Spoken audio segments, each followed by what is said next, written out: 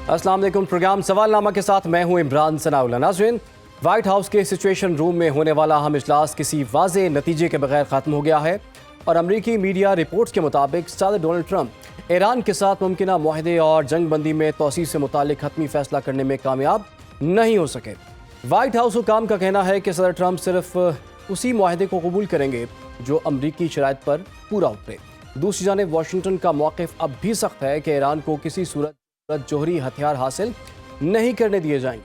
अमरीकी वज़ीर जंग पीट हेग्सेट ने सिंगापुर में खिताब करते हुए कहा कि ईरान से जंग दोबारा छिड़ने की सूरत में अमरीकी फ़ौज पूरी तरह तैयार है। अमरीकी असलहा ज़खायर वाफिर हैं, किसी भी कार्रवाई के लिए मुकम्मल तौर पर तैयार हैं, जबकि तेहरान वाज़े तौर पर कह रहा है कि ना कोई मुआहिदा हुआ है और ना ही जोहरी प्रोग्राम पर मुज़ाकरात जारी हैं। इस्माइल बकाई ने ईरानी मीडिया से बात करते हुए कहा कि हमारी तवज्जो जंग के खात्मे पर है। आबनाए हुर्मुज़ के इंतज़ाम का फैसला ईरान और ओमान करेंगे। ईरानी सुप्रीम लीडर के मुशीर मोहसिन रज़ाई ने कहा है कि अमरीकी सदर ट्रंप तीसरी बार सिफारतकारी को धोखा दे रहे हैं।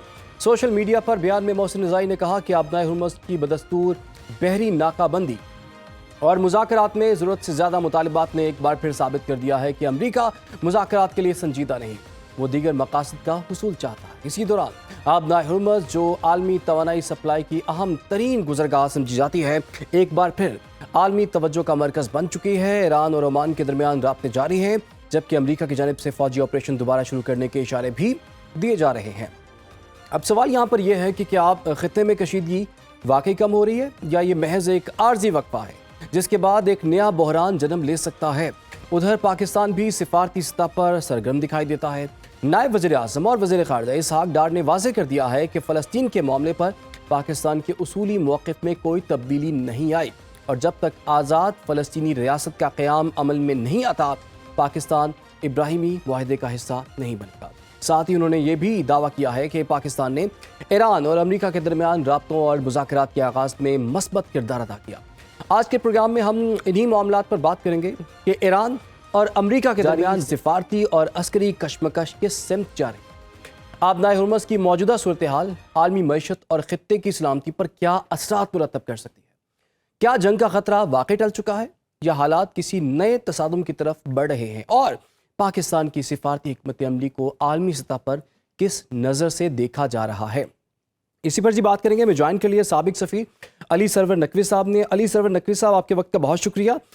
अली सरवर नकवी साहब, सिचुएशन रूम इजलास जब हो रहा था तब तो सबको यही उम्मीद थी कि किसी तौर पर ये मुआहिदा हो चुका हुआ है, ये MOU जो है फाइनल हो चुका हुआ है, इसकी अनाउंसमेंट बाकी है, लेकिन सिचुएशन रूम इजलास भी बेनतीजा साबित हुआ। आपको क्या लग रहा है कि इतनी एफर्ट्स और इतने करीब पहुंचकर भी कोई नतीजा ना निकलना, क्या हम आगे बढ़े या बैक गियर लग चुका है? या देखिए इमरान साहब, एक अंग्रेजी का मुहावरा है, there is many a slip between the cup and the lip. तो यानी जो एक ग्लास है जो जिससे पानी पी रहे हैं आप, वो आपके लबों तक पहुंचने तक वो काफी उस पानी के ग्लास में झटके लग सकते हैं, वो इधर उधर हो सकता है। जी। तो यही हो रहा है इस वक्त। ये तकरीबन मुआहदा तय हो पाया था और यही सूरत 24 मई को भी हुई थी, जबकि ये तकरीबन अनाउंस होने वाला था कि सदर ट्रंप और ईरान के मुतालबों को मान चुके हैं और अब किसी वक्त भी ऐलान होने वाला है। बल्कि मुझे एक टेलीविजन चैनल ने, आपको मैं बताऊं, उसने मुझे 3 बजे रिकॉर्ड करने का कहा था और उस वक्त उसका वहां से मैसेज आया कि आप 7 बजे तक रुक जाएं क्योंकि उस वक्त तक कोई ऐलान होने वाला है। जी। तो उस वक्त भी यही हुआ और फिर उस दिन, उस रात, मतलब हमारी रात उनका दिन, सदर ट्रंप ने एक ट्वीट किया कि मुसलमान ममालिक जो हैं उनको इब्राहिम अकॉर्ड्स, इब्राहिमी माहदे को तस्लीम करना पड़ेगा, जिसका मतलब ये है कि इजराइल की वजूद को तस्लीम किया जाए। इजराइल बहैसियत रियासत रिकॉग्नाइज किया जाए। तो ये बार बार, और ये कहानी तो बड़ी पुरानी है। जून 2025 में अमेरिकी और ईरानी जो टीम थी, जो वफूद मिलके वो उन्होंने तकरीबन एक मुआहदा तय कर लिया था। उस वक्त अमेरिका ने ईरान पे हमला कर दिया। फिर फरवरी 28 2026 में भी यही हुआ कि तकरीबन उनके दरमियान बातें तय हो चुकी थी कि ये अमेरिका ने और इजराइल ने ये तेहरान पे बमबारी कर दी। तो अब 24 मई को ये हुआ, और आज 30 मई को भी यही हो रहा है, क्योंकि कल रात से खबर गर्दिश कर रही थी कि जल्द एक मुआहदे का अनाउंसमेंट होना है, और वो सिर्फ सदर ट्रंप के अप्रूवल के लिए का इंतजार है, उनकी उनकी रजामंदी का इंतजार है। तो ये मेरा ख्याल है कि दो बातें हो रही हैं जी। मेरे ख्याल, बहैसियत तज्जियाकार। वो ये कि सदर ट्रंप के जो वाज़े मुशीर हैं, जैसे जेडी वैंस सबसे ज्यादा अहम, उनके नायब सदर, उनके नायब, वो उनको जंगबंदी की तरफ ले जा रहे हैं, मुआहदे की तरफ ले जा रहे हैं। और बाज़े और जैसे पीट हेग्सेट है या दूसरे, वो उनको जंग की तरफ फिर से दोबारा खींच रहे हैं। मैं समझता हूँ कि नतीजा ये होगा, और मैंने पहले भी ये कहा हुआ है कि अमेरिका एक बार फिर ईरान पे एक हमला करेगा, एक भरपूर हमला करेगा, और उसके बाद सदर ट्रंप ऐलान करेंगे कि हम जीत गए और सब कुछ हो गया, मैं अब फारिग, मैं अब इस जंग से विड्रॉ कर रहा हूं। कोई मुआहदा नहीं करेगा, कोई चीज तय नहीं करेगा, बस वो अपनी जान बचाएगा। उसके मसले बहुत बड़े बड़े हैं तो वहां पे। अली अली सरवर नकवी साहब, अमेरिका में आपके ये नुकात बिल्कुल दुरुस्त हैं। और डोनाल्ड ट्रंप को तो एक ट्रॉफी चाहिए थी, लेकिन इस एमओयू में, इस मुआहदे में, इस डील में तो कोई ट्रॉफी ट्रंप के लिए नहीं है। बल्कि एक नहीं तासुर है। ये मिल रहा है कि शायद डोनाल्ड ट्रंप ने सरेंडर कर दिया है, क्योंकि ईरान ने अपनी पोजीशन से बिल्कुल पीछे नहीं गया। ईरान ने किसी तौर पर कोई मुतालबात जो हैं वो सिवाय जौहरी मामलात के हवाले से वो तस्लीम नहीं किए, और ईरान कहता है कि इस मुआहदे में जौहरी मामलात से मुतालिक डिस्कशन ही नहीं है। आपको क्या जी, लगता है कौन सी ऐसी चीज है जो कि डोनाल्ड ट्रंप को ये मुआहिदा करने से या इसकी अनाउंसमेंट से रोक रही है? उनको जो बातें रोक रही हैं वो ये हैं कि उनके जो मकासद थे वो कोई भी हासिल नहीं हुए। उन्होंने ये कहा था कि ईरान में हुकूमत तब्दील हो जाएगी, रिजीम चेंज, वो नहीं हुआ। उन्होंने कहा था कि ईरान का जौहरी प्रोग्राम खत्म हो गया है, वो गलत था, क्योंकि ईरान का जौहरी प्रोग्राम अभी भी कायम है। तीसरे, उन्होंने कहा था अपना हुर्मुज में हम उन ईरान को इस वाटरवे, उस स्ट्रेट को कंट्रोल करने की इजाजत नहीं देते, और वो हो यही रहा है कि इस वक्त ईरान ने कल 24 जहाज वहां से गुजरे हैं, और वो सब ईरान के अप्रूवल से गुजरे हैं। सदर ट्रंप का उसमें कोई दखल नहीं। तो मतलब ट्रॉफी तो छोड़ें, उनकी कोई बात ही नहीं मानी गई है, ना ही वो अपना मनवा सके हैं। तो सदर ट्रंप इस वक्त इस कश्मकश में है कि आया ये इसको और तूल दिया जाए, या फिर घर चले जाए बगैर कोई चीज हासिल किए हुए। तो वो उनको कबूल नहीं है, इसलिए वो, मेरा ख्याल है कि वो हमला करने पे फिर आमादा हो जाएंगे। आप देख लीजिएगा, ये मेरा मेरा ख्याल है। मुझे बहुत अफसोस होगा, जाहिर है ईरान में बड़ी तबाही हुई है। 7 टन बम ईरान पे बरसाए गए हैं उन 40 दिनों में। तो मतलब कि ये तो दरिंदगी की हद है कि एक कौम के ऊपर बिला जवाज, बिला वजह वो हमले होते जा रहे हैं, बम गिराए जा रहे हैं। ये तो पाकिस्तान की सालिसी थी कि हमने जंगबंदी करा दी 7 अप्रैल को, फिर 10 और 11 अप्रैल को हमने दोनों फरीक को पाकिस्तान बुलाकर बिठाया और उनके मुज़ाकरात कराए। 20 घंटे वो मुज़ाकरात चले। तो हम जो कुछ कर सकते थे फिर हमने 21 अप्रैल को फिर से हमने जंगबंदी की तौसीह करवाई। तो हम जो कुछ कर सकते थे वो हम करते रहे हैं। अब बात हो रही थी कि 60 दिन का एक वक्फा होगा जिसमें मुज़ाकरात होंगे, 2 महीने का। तो उसमें मुज़ाकरात होंगे और जो जौहरी प्रोग्राम है और जो ईरान की डिमांड्स हैं और कि उसको उसकी जो उसके ऊपर सैंक्शंस हैं वो हटाई जाएं, उसके फंड्स अनफ्रीज किए जाएं, उसके पैसे उसको वापस किए जाएं, वो सारी बातें डिस्कस होंगी। वो ये जो मुआहदा होने वाला था उसमें ये सब दिया हुआ है।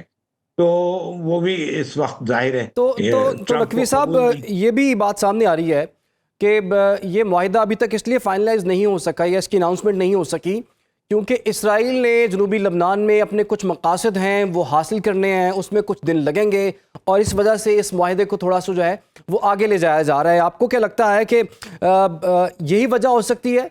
और अगर जी बिल्कुल, आप जी बिल्कुल दुरुस्त करें। हर मर्तबा जबकि ये मुआहदा होते होते रह गया है, उसमें इजराइल मुलविस था और इजराइल की वजह से ये रुकावट आई है। इजराइल इज द स्पॉइलर, जो अंग्रेजी में कहते हैं स्पॉइलर। वो हर मर्तबा सारे मामले को खराब कर देता है और जान के दानिस्ता तौर पे खराब करता है।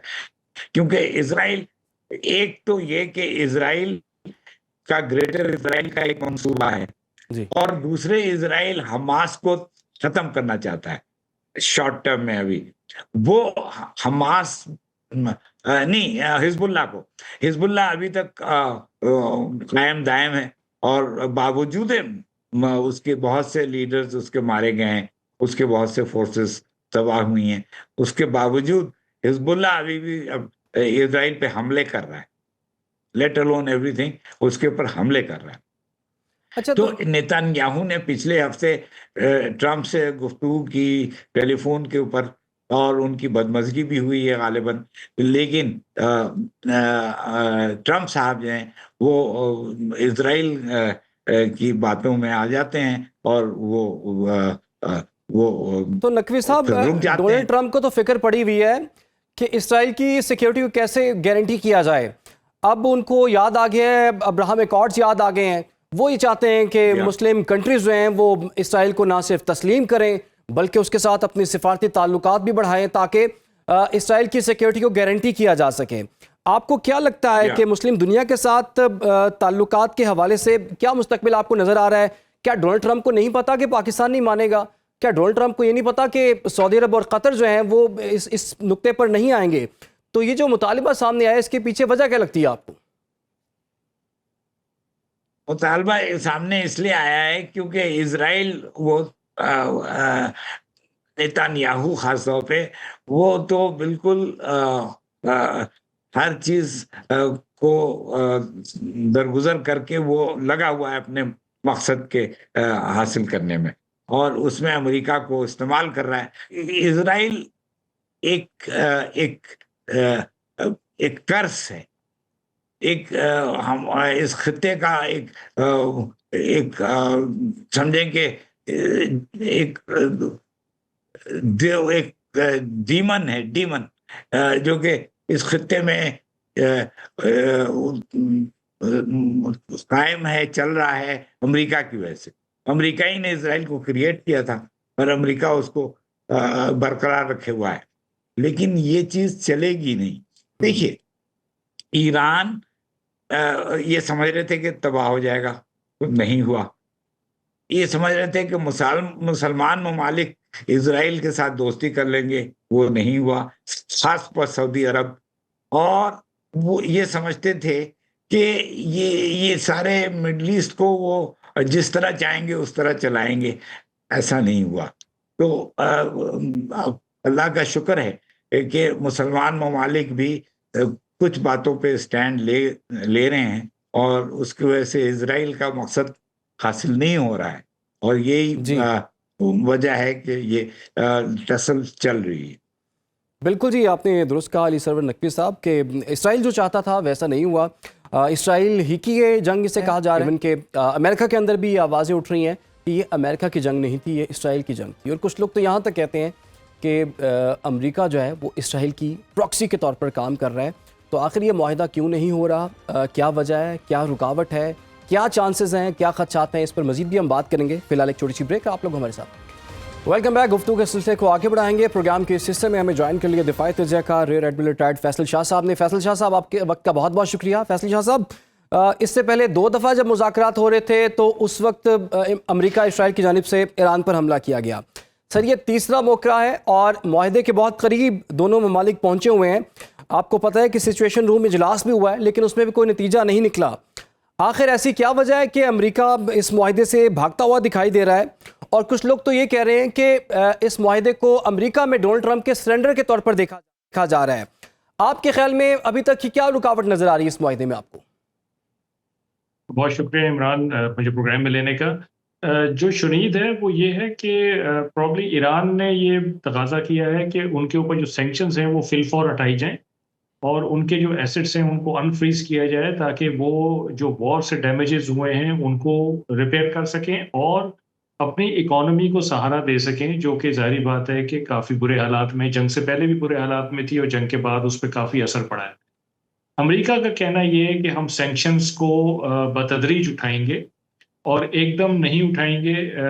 हम ईरान का रिस्पांस देखेंगे। ईरान जो मुआहिदा है उस पर अमल दरामद कर रहा है या नहीं कर रहा है, उसके बाद हम बतदरीज उनको उठाएंगे। तो मेरा ख्याल है कि ये एक पॉइंट है जिसकी वजह से डोनाल्ड ट्रंप ने उस पर साइन नहीं किया, जो मुझे खबरें मिली हैं जिनसे जो मेरे ज़राए हैं उनसे। लेकिन उसके अलावा बाकी तमाम चीज़ों पे ऐसा लगता है कि हम आंधी है दोनों के दरमियान। और हम इस वक्त एक्चुअली जो बात कर रहे हैं वो उस फ्रेमवर्क की बात कर रहे हैं जिसके तहत सबसे पहले स्ट्रेट ऑफ हॉर्मुज़ खुल जाएगी और 60 दिन के दौरान फिर बातचीत बाकायदा शुरू होगी, जिसमें एजेंडा वाइज यानी आइटम वाइज चीज़ों को आगे लेके चला जाएगा और हर आइटम पे अलग अलग बातचीत की जाएगी। तो मेरा ख्याल है कि वो जो फ्रेमवर्क है वो ओवरऑल उस पे एग्रीमेंट है, लेकिन ये जो एक शेक है ये मेरा ख्याल है कि इस वक्त भी ज़ेर बहस है। तो JCPOA के बाद भी आपने देखा होगा 2015 में जब साइन हुआ था तो ईरान ने यही डील हुई थी ईरान के साथ P5+1 की, कि ईरान 3.67% पे आ जाएगा, IAEA के इंस्पेक्टर्स को आने देगा और कोई इनरिचमेंट 3.67% से ज़्यादा नहीं करेगा जी। तो और उसके एवज ईरान के ऊपर से सैंक्शंस हटनी थी, जो कि बतदरीज हटी थी, एकदम से नहीं हटी थी। शुरू में कोई $2 बिलियन थे मेरा ख्याल है, जो कि अमेरिका ने फौरन उनको दे दिए थे, लेकिन उसके बाद बड़ी बतदरीज हटी थी। लेकिन फिर ये भी देखने में आया कि IAEA के इंस्पेक्टर्स की वेरिफिकेशन के बावजूद बहुत सारी ऐसी सैंक्शंस थी जो कि नहीं हटाई गई और ईरान ने उनको हीले बहाने करार दिया, अमेरिका की तरफ से भी और P5+1 की तरफ से भी। तो मेरा ख्याल है कि ईरान इस दफ़ा ये चाहता है कि बिल्कुल आउटराइटली शुरू में ही इन सैंक्शंस को हटाया जाए और उसके एसेट्स अनफ्रीज किए जाए ताकि उसको पैसे मिले। अच्छा, तो शाह साहब, आबनाए हुर्मुज़ वाला मामला जो है वो काफ़ी लटका रहा। अब डोनाल्ड ट्रंप खुद भी मान रहे हैं कि वो नाकाबंदी ख़त्म करने के लिए बिल्कुल तैयार बैठे हुए हैं। अगर उन्होंने नाकाबंदी ख़त्म कर दी तो इसका तो मतलब ये होगा ना कि ईरान का आबनाए हुर्मुज़ पर कंट्रोल उन्होंने तस्लीम कर लिया है। उधर इस्माइल बकाई ने भी कहा है कि आबनाए हुर्मुज़ के हवाले से जो भी मामलात होंगे वो ईरान और ओमान मिलकर इस बात को तय करेंगे। तो क्या हम ये समझें कि ये मामला भी किसी हद तक तय हो चुका है? देखिए, अमेरिका ने जो ब्लॉकेड लगाया हुआ था वो आबनाए हुर्मुज़ पे नहीं लगाया हुआ था या उसके खिलाफ नहीं लगाया हुआ था, बल्कि ईरान के खिलाफ लगाया हुआ था। और जो भी ईरान से आने जाने वाले जहाज थे उनको दिक्कत थी अमेरिका की वजह से। आबनाए हुर्मुज़ पे जो कंट्रोल रहा है वो ईरान का रहा है और उस कंट्रोल की वजह से दिक्कत हुई है पूरी दुनिया। तो अमेरिका ने अगर ब्लॉकेट उठाया है तो उसने ईरान को बेसिकली आसानी पहुंचाई है, दुनिया को आसानी नहीं पहुंचाई है। दुनिया की अभी तक मुश्किल बरकरार है जब तक कि ईरान का कंट्रोल आबनाए हुर्मुज़ पे मौजूद है। और ईरान ने ये कह दिया है कि इसका कंट्रोल मैं नहीं छोड़ूंगा। मेरे अपनी दानिश में ईरान की ये अब मजबूरी बन गया है कंट्रोल इसका रखना अपने पास, इसलिए कि दुनिया ने ये देख लिया है कि ईरान आबनाए हुर्मुज़ को कभी भी कंट्रोल कर सकता है। तो अगर ईरान इसका कंट्रोल छोड़ देगा तो ईरान ये समझता है कि बाकी दुनिया आके इसका कंट्रोल संभाल लेगी। और ईरान कभी नहीं चाहेगा कि बाकी दुनिया के जहाज उसके पानियों में आके आबनाए हुर्मुज़ में फिर रहे हों और वहाँ पे सिक्योरिटी और सेफ्टी को इंश्योर कर रहे हों। तो इसलिए ईरान चाहता है कि मैं इसका अब कंट्रोल रखूँगा और किसी और मुल्क को यहाँ नहीं आने दूँगा। ओमान आ सकता है क्योंकि उसका हक बनता है। अच्छा, ईरान टोल की भी बात करता है आबनाए जी। हुर्मुज़ पे, लेकिन इस वक़्त वो टोल की बात नहीं कर रहा है। वो एक रिजीम की बात कर रहा है जिसके तहत शिप्स जो हैं वो वहाँ से ईरान से पूछ के आएँगे जाएँगे और एक एनवायरनमेंट फ़ी देंगे ईरान को और ओमान। टोल की बात भी वो इसलिए करता है कि वो चाहता है कि अगर दोबारा उसके ऊपर सैंक्शंस लगा दी जाएँ या उसके एसेट्स फ्रीज़ कर दिए जाएँ, तो उसके पास एक कंटिन्यूअस सोर्स ऑफ रेवेन्यू होना चाहिए जो जिससे उसकी इकोनॉमी को सपोर्ट मिलती रहे।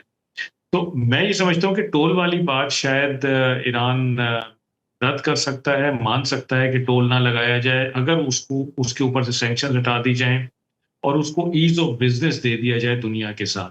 लेकिन जो कंट्रोल है स्ट्रेट ऑफ हॉर्मुज़ का, वो मैं समझता हूँ ईरान की मजबूरी बन गया है। ठीक है। आप कह रहे हैं कि उसे कंट्रोल करना जो है वो ईरान की मजबूरी बन गया है। लेकिन सर ये मुआहदे में डोनाल्ड ट्रंप के लिए, अमेरिका के लिए क्या विक्ट्री आपको नज़र आती है? क्या फेस सेविंग नज़र आती है? क्या ट्रॉफ़ी नज़र आती है? आपको पता है कि बहुत ज़्यादा इस पर तनकीद भी की जाती रही और अभी तक जो अमेरिकन्स हैं वो इसको ये नहीं समझ रहे कि अमेरिका ने कामयाबी हासिल कर ली है। और दूसरा ये है कि आपको 20वीं सदी में भी, हमने हिस्ट्री में भी देखा है कि जो हुक्मरान जंग हारता है उसकी हुक्मरानी चली जाती है। तो इसका इम्पैक्ट आप किस तरह से देख रहे हैं? क्या डोनाल्ड ट्रंप उस एक ट्रॉफी की तलाश में अभी तक, जो कि उन्हें अभी तक नहीं मिल सकी, और क्या वो अपनी विक्ट्री को इस तरह से सेलिब्रेट कर पाएंगे? देखें, जो जीत या हार होती है ना, वो कॉग्निटिव होती है, मतलब दिमाग में होती है, तसव्वुर में होती है। और हज़ारों मील दूर बैठे हैं अमेरिकन्स, तो उनको जो रिपोर्ट किया जाएगा वो तो उस पे ही बिलीव करेंगे। जो ईरानी अपनी डोमेस्टिक ऑडियंस को रिपोर्ट करेंगे वो उस पे बिलीव करेंगे। ये पर्सपेक्टिव है। तो अब डोनाल्ड ट्रंप को देखिए कि वो इस परसेप्शन पे कैसे खेल रहे हैं। उन्होंने एक परसेप्शन बनाया हुआ है कि जी मैंने तमाम ऑब्जेक्टिव्स अपने अचीव कर लिए हैं, मैंने ईरान की लीडरशिप चेंज कर दी है, वहाँ रिजीम चेंज हो गई, जबकि कुछ भी नहीं हुआ है ऑन ग्राउंड चेंज। वही आइडियोलॉजी है, उसी रिजीम के लोग हैं जो कि आ गए हैं। अच्छा, मैंने ईरान की मिलिट्री कैपेबिलिटी ख़त्म कर दी है। ईरान की मिलिट्री कैपेबिलिटी आपने देख ली है कि अभी अमेरिका ने 2 हमले किए, ईरान ने उनको रिटेलिएट किया और उन पे रिएक्ट किया और फायर बैक किया। मैंने ईरान की इकोनॉमी तबाह कर दी है। ईरान अभी तक सस्टेन कर रहा है और उसने अभी तक अमेरिकन ब्लॉकेड के बावजूद स्ट्रेट ऑफ हॉर्मुज़ का कंट्रोल नहीं छोड़ा है। इसके बावजूद कि उनके ऊपर इकोनॉमिक प्रेशर है या जो भी है। तो वो सारी ट्रॉफीज़ ले चुके हैं। वो कहते हैं कि मैंने उनकी विल टू फाइट ख़त्म कर दी है, मैंने उनको 20 साल पीछे भेज दिया है। अब उनके पास एक ट्रॉफी नहीं है जो कि स्ट्रेट ऑफ हॉर्मुज़ का खुलना है। वो ये चाहते हैं कि ये जो फ्रेमवर्क डिसाइड हो, जिसके तहत मज़ीद बातचीत आगे चलनी है, इस फ्रेमवर्क के नतीजे में स्ट्रेट ऑफ हॉर्मुज़ को खोल दिया जाए, ताकि वो जब अपनी ऑडियंस के पास वापस जाएँ तो जो पहले 4-5 ट्रॉफीज़ जिनका वो ज़िक्र करते हैं वो तो उनके पास हैं।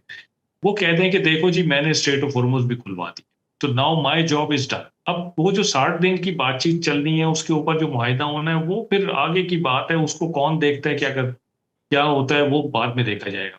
लेकिन देखें, ये नोशन ऑफ विक्ट्री जो है ना, ये क्राफ्ट किया जाता है हर जंग के बाद, दोनों तरफ से। तो अमेरिका ने अपना नोशन ऑफ विक्ट्री तकरीबन क्राफ्ट किया हुआ है, सिर्फ़ एक उनको स्ट्रेट ऑफ हॉर्मुज़ की ओपनिंग चाहिए, तो प्रेज़िडेंट ट्रंप कह सकते हैं कि जी मैंने सब कुछ कर दिया है। उधर ईरानी हैं, उनकी विक्ट्री सबके सामने है कि वो जमे खड़े हुए हैं। वो बातचीत करने को तैयार हैं, लेकिन अपनी टर्म्स पे करने को तैयार हैं। वो हमेशा के लिए एक मुआहिदा चाहते हैं कि ये जंग ख़त्म हो जाए हमेशा के लिए। तो ईरानियों की जो विक्ट्री है, वो भी लोगों के दिमागों में है।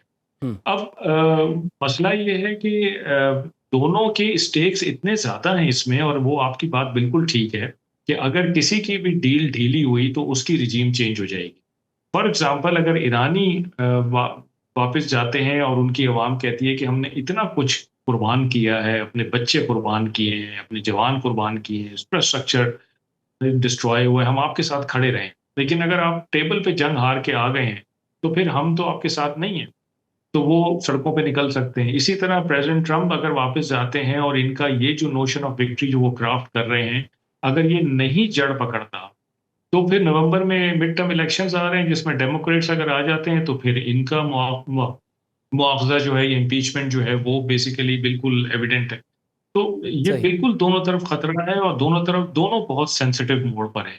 बिल्कुल जी, दोनों बड़े सेंसिटिव मोड पर हैं, लेकिन शाह साहब, एमओयू के कुछ पॉइंट्स जो भी हमने देखे या डील के हवाले से जो बातें हो रही थी, जो जिन नुकात पर बातचीत हो रही थी, उसमें तो अब्राहम एकॉर्ड का दूर दूर तक कोई जिक्र नहीं था।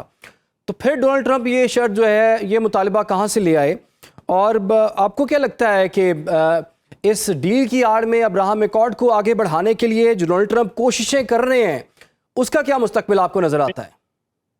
देखिए, जब ये अब्राहम अकॉर्ड की स्टेटमेंट आई थी तो मैंने तो टीवी पे ये बिल्कुल कहा था कि इसको सीरियस नहीं लेना चाहिए हमें, ये खामखी कशोशा है जैसा प्रेसिडेंट ट्रंप छोड़ते रहते हैं। ये समझने की ज़रूरत है कि प्रेसिडेंट ट्रंप को अपने घर में और इज़राइल में बहुत ज़्यादा अ, एक ऑपोज़िशन है, एक एक उनके ऊपर प्रेशर है। जो इज़राइली हैं वो और जो हार्ड लाइनर्स हैं रिपब्लिकन्स वो, ये दोनों चाहते हैं कि इस काम को मिलिटरीली ख़त्म करने की ज़रूरत है, इसमें नेगोशिएशंस करने की ज़रूरत नहीं है और ईरान पे अटैक्स को रिज़्यूम करना चाहिए। ये इन दोनों की ख़्वाहिश है, जो बहुत ज़्यादा बेसिकली प्रेज़िडेंट ट्रंप के ऊपर एक स्ट्रेस है।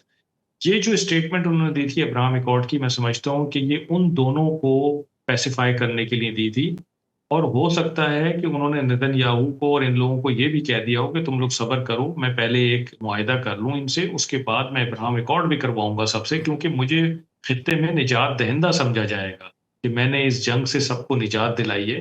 तो मैं वो फिर अपनी पोज़ीशन कैपिटलाइज़ करूँगा और मैं अब्राहम एकॉर्ड की तरफ भी इनको लेके जाऊँगा, जैसे मैं पहले कुछ मुल्कों को लेकर गया हूँ, तो मैं बाकी मुल्कों को भी ले जाऊँगा। तो ये एक शोषा उन्होंने छोड़ा था और थोड़ा-सा जो अपनी ऑपोज़िशन है उसको पैसिफ़ाई करने के लिए उन्होंने किया था। लेकिन मेरा नहीं ख़्याल कि उस अब्राहम एकॉर्ड का इस मुआहदे से कोई ताल्लुक, मैं नहीं समझता। सही। अच्छा सर, कुछ लोगों का ख्याल है कि डोनाल्ड ट्रंप मुज़ाकरात या मुआहदे से पहले एक और बड़ा हमला ईरान पर करेंगे, उसको अपनी कामयाबी जो है वो शो करेंगे और उसके बाद मुआहदे पर आएंगे। आपको लगता है कि जिस लेवल की सिफारतकारी हुई है, जिस लेवल के राब्ते हुए हैं और जितना करीब हम इस मुआहदे या डील की तरफ पहुंच चुके हैं, क्या एक और हमले की गुंजाइश या चांसेस नज़र आते हैं आपको? मैं समझता हूँ कि अ, ये हमें देखने की ज़रूरत है कि अमेरिका यहाँ पे एक सुपर पावर के तौर पे आया है और उस ज़ोन में आया है और फिर उसको उस तरह से ट्रीट नहीं किया गया है, तो उसको बहुत ज़्यादा सुक्की है, हज़ीमत है और वो इस ख़िफ़्फ़त को मिटाने के लिए गाहे-बगाहे एक्शंस करता रहता है और अपनी मिलिट्री ताकत दिखाने की कोशिश करता है। ब्लॉकेड लगा दिया, बंदर अब्बास के करीब अटैक कर दिया, फिर कुछ बोट्स पे अटैक कर दिया। तो वो बेसिकली ये दिखाता है कि मेरी मिलिट्री पावर अभी भी मौजूद है। इसका ख़दशा बिल्कुल मौजूद है कि अमेरिका इस तरह का कोई काम कर सकता है। लेकिन मेरा ख़्याल है बेहतर ये होगा कि अगर ऐसा काम करना भी है तो उसको नूरा कुश्ती के तहत कर लिया जाए तो बेहतर है। मेरा ख़्याल है कि दोबारा कोई ऐसी हरकत करना जिससे यहाँ पे जंग दोबारा छिड़ जाए या कुछ किसी स्पॉइलर को कोई स्पेस मिल जाए इसको प्रोलॉन्ग करने में के लिए, मेरा ख़्याल है वो दानिशमंदी नहीं। तो शाह साहब, इसराइली लॉबी की कितना प्रेशर आप देख रहे हैं डोनाल्ड ट्रंप पर? चूँकि कहा जाता है कि इसराइल से भी ज़्यादा स्ट्रॉन्ग अमेरिका में इसराइली लॉबी है और शायद वही डोनाल्ड ट्रंप को रोक रही है कि आपने अभी डील नहीं करनी। और ये भी बातें सामने आ रही हैं कि जनूबी लबनान के अंदर जो है, इसराइल ने कुछ अहदाफ को हासिल करना है, 2-4 दिनों में वो अपने अहदाफ जनूबी लबनान पर हासिल करेगा और उसके बाद डील की तरफ ये लोग जाएंगे। जी, ये बिल्कुल मुमकिन है ऐसे कि इस डील को थोड़ा-सा 2-3 दिन कम से कम इसराइल को कुशन दिया जाए कि वो कुछ अपने अहदाफ हासिल कर ले। और ये जो लॉबी वाली आपने बात की, ये बिल्कुल दुरुस्त है। मैंने पहले भी ज़िक्र किया कि प्रेज़िडेंट ट्रंप के ऊपर बहुत प्रेशर है, अमेरिका के अंदर से भी और इज़राइल से भी।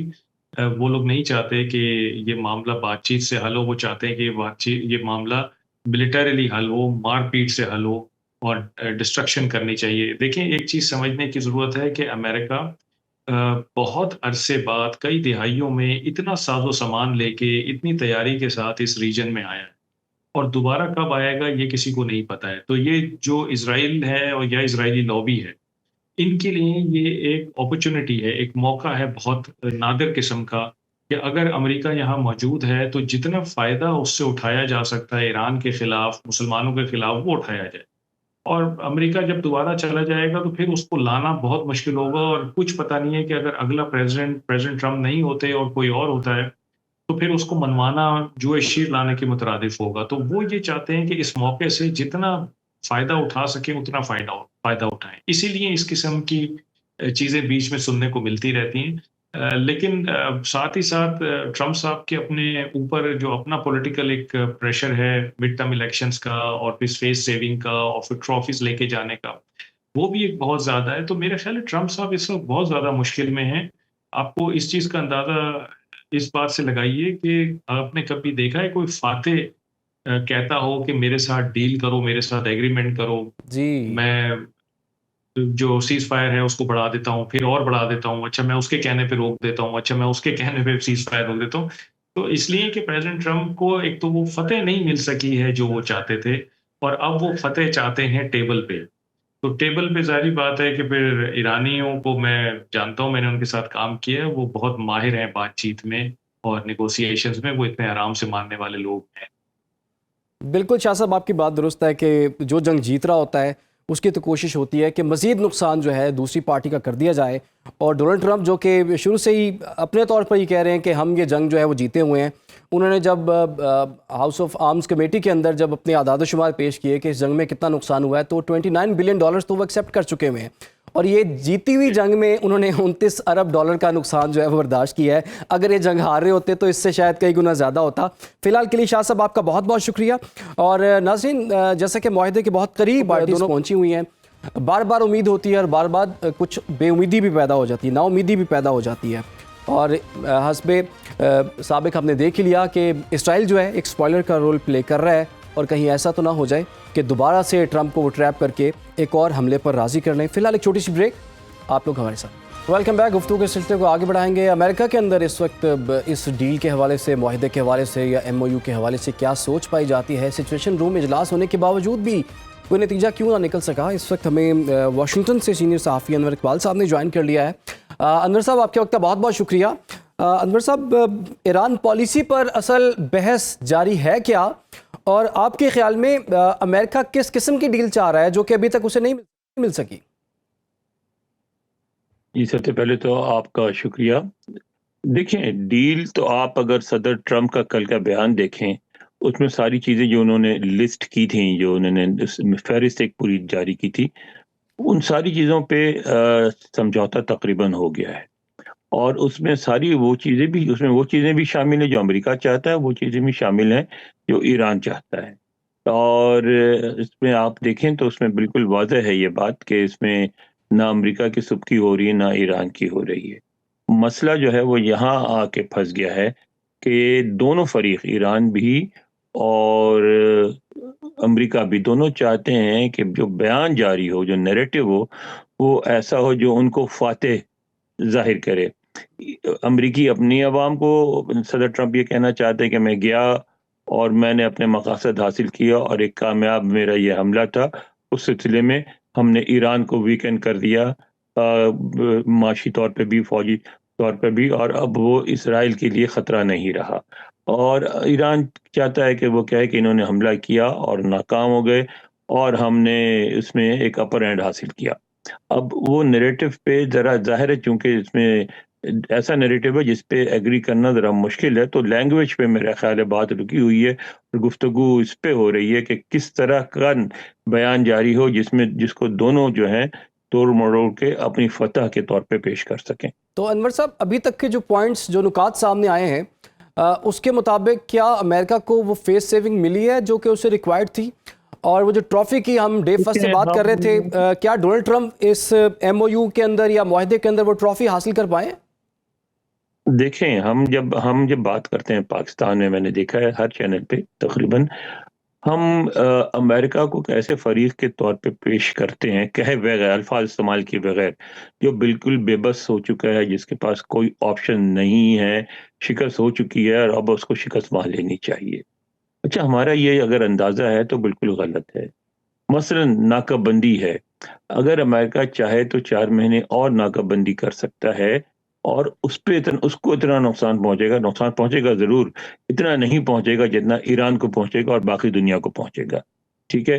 क्योंकि ये बात भी वाज़ह है कि अमेरिका मिडल ईस्ट से तेल नहीं लेता। जब शाह फैसल ने जब पाबंदी लगाई थी 70s में, उसके बाद से अमेरिका ने आहिस्ता-आहिस्ता अपने अपने आप को मिडल ईस्ट के तेल से अलहदा कर लिया। उनके पास खुद भी ज़खायर मौजूद हैं जिसको वो इस्तेमाल नहीं करते, इसलिए कहते हैं कि उससे पॉल्यूशन होगी, और बहुत बड़े-बड़े ज़खायर हैं उनके, मसलन अलास्का में, मसलन टेक्सास में।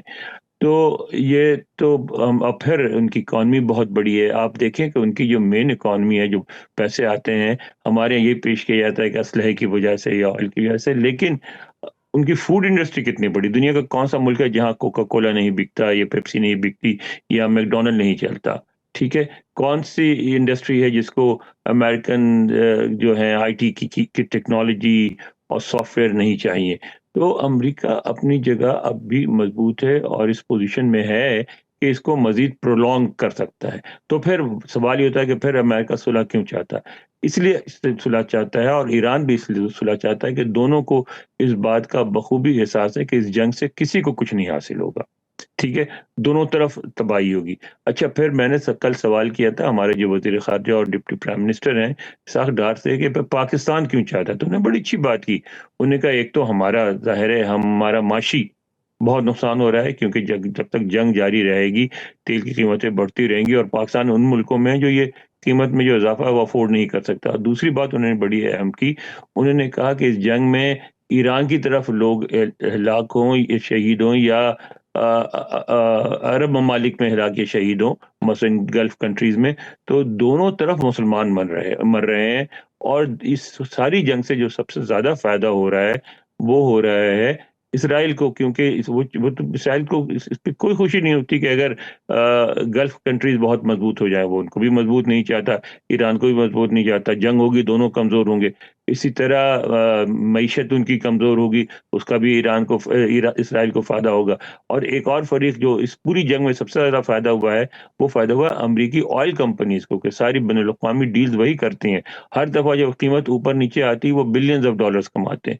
तो ये बातें अगर ज़हन में रख के समझें, तो फिर आपको बात समझ में आती है कि इस वक़्त सिचुएशन कहाँ रुकी हुई है। तो अनवर साहब, अभी आपने इसहाक़ डार साहब के बारे में बात की है, और मार्को रूबियो और नायब वज़ीर आज़म इसहाक़ डार की मुलाकात को वाशिंगटन में कैसा देखा गया है?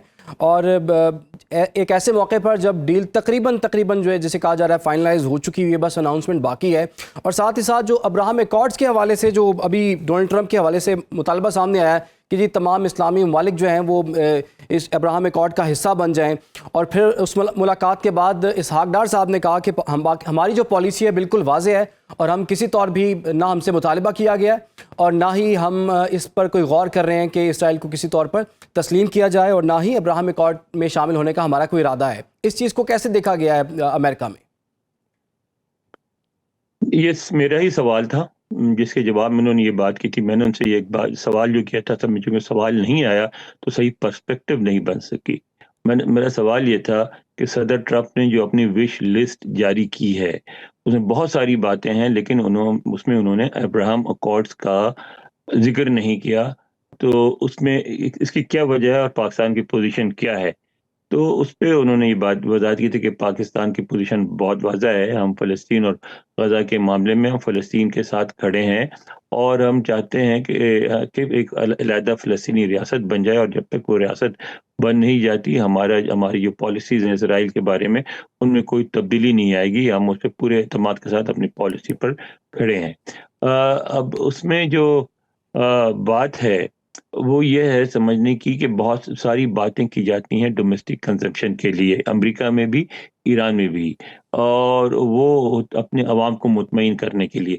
यहाँ आपने देखा, जैसे उन्होंने समझौता होने के करीब पहुँचने का ऐलान किया था, उस वक़्त ही बयानात आने शुरू हो गए थे, ख़ास तौर पर रिपब्लिकन्स के जो बड़े सख्त बयानात थे सदर ट्रंप के खिलाफ। तो उन्होंने अब्राहम अकॉर्ड्स का ज़िक्र करके उस प्रेशर को डिफ्यूज़ किया है। उससे ज़्यादा उनको भी पता है कि ये होना मुमकिन नहीं है। तो अनवर साहब, अमरीकी सियासी हलकों में ईरान के खिलाफ जो मुमकिन फ़ौजी कार्रवाई के बारे में इस वक्त क्या राय पाई जाती है? देखें, जो डेमोक्रेट्स हैं, या जो ह्यूमन राइट्स एक्टिविस्ट हैं, या जंग मुखालिफ फोर्सेस हैं, और एक बड़ी तादाद अमरीकी अवाम की भी जंग के खिलाफ है, बिल्कुल जंग नहीं चाहती। लेकिन साथ ही जो उनके जो अपने सदर ट्रंप के हामी हैं, आप ये देख लें कि कहा ये जा रहा था कि उनको बहुत नुकसान पहुंचेगा मिड टर्म में वगैरह वगैरह, और गैर मकबूल हो गए। लेकिन आप ये देखें, जिस वक्त रिपब्लिकन प्राइमरीज हो रही हैं, उन प्राइमरीज में हर वो कैंडिडेट जिसकी सदर ट्रंप हिमायत कर रहे हैं वो जीत रहा है, और जिसकी उन्होंने मुखालफत की वो हार गया है। ठीक है, तो उससे सदर ट्रंप के उसके बाद सदर ट्रंप के रवैये में भी तब्दीली आई है। पहले वो खौफजदा से नजर आते थे, अब उनमें एक नया एतमाद आया है कि मेरे वोट बैंक को कोई फर्क नहीं पड़ा है, मैं अब भी इलेक्शन हर बार जितवा सकता हूँ। इसी वजह से उनसे रिपब्लिकन डरते हैं। ठीक है, अगर दोबारा जंग हुई तो जंग मुखालिफ कुव्वतें उसकी ज़ाहिर मुखालफत करेंगी, लेकिन सदर ट्रंप के जो सपोर्टर्स हैं वो जंग की हिमायत करेंगे। लेकिन मेरा नहीं ख्याल कि अमेरिका जंग चाहता है और ना ईरान जंग चाहता है। दोनों जो है इस बात को समझ चुके हैं कि ये जंग स्टेलमेट में आके फंस गई है, और जितने अरसे भी जारी रहे इससे किसी को कोई हासिल नहीं, कुछ भी नहीं हासिल होगा। लिहाजा मेरा भी अपना ख्याल है कि जल्द ही इसका कोई ना कोई तस्वीर हो जाएगा। तो अनवर साहब, ये तो बात दुरुस्त है कि अमेरिका भी जंग नहीं चाह रहा और ईरान भी जंग नहीं चाह रहा, लेकिन इसराइल तो ये जंग रोकना नहीं चाह रहा। वो तो चाह रहा है कि जंग हो, और वो अभी भी कोशिशें, सुना यही है कि इसराइली लॉबी जो है वो प्रेशराइज करे डोनाल्ड ट्रंप को। तो वो लॉबी इस वक्त कितना प्रेशर डाली डोनाल्ड ट्रंप पर, और डोनाल्ड ट्रंप उसका कितना प्रेशर ले रहे हैं? देखें, इसको अगर थोड़ा सा आप नैरो डाउन करें तो चीज़ें बेहतर समझ में आएंगी। इसराइल कर क्या रहा है इस दौरान? उसने ईरान पे हमला नहीं किया है। उसने कहाँ किया है? कार्रवाई कहाँ कर रहा है? जनूबी लुबनान में। जी, जनूबी लुबनान में उनका एक टारगेट है। टारगेट ये है कि जनूबी लुबनान के वो इलाके जो इसराइल के करीब हैं, जो इनकी सरहदें इसराइल से मिलती हैं, वहाँ से ईरान की जो हामी एलिमेंट्स हैं उनको पुश कर दिया जाए और वहाँ खाली करा लिया जाए, और साथ उसके बाद ये ऐलान कर देगा इसराइल कि ये इलाके खाली हैं और खाली ही रहेंगे, और यहाँ अगर कोई भी ह्यूमन आबादी हुई या एक्टिविटीज हुई तो हम दोबारा बमबारी शुरू कर देंगे। उसके लिए इसको कुछ वक्त दिया जाए, और मैं समझता हूँ कि ये भी मुमकिन है कि जो डिले हो रहा है समझौते के ऐलान होने में, वो इसलिए भी हो रहा है कि अमेरिका भी इसराइल को मौका देना चाहता है कि 2-4 दिनों में वो जिस हद तक भी उस इलाके को खाली करा सकता है करवा ले।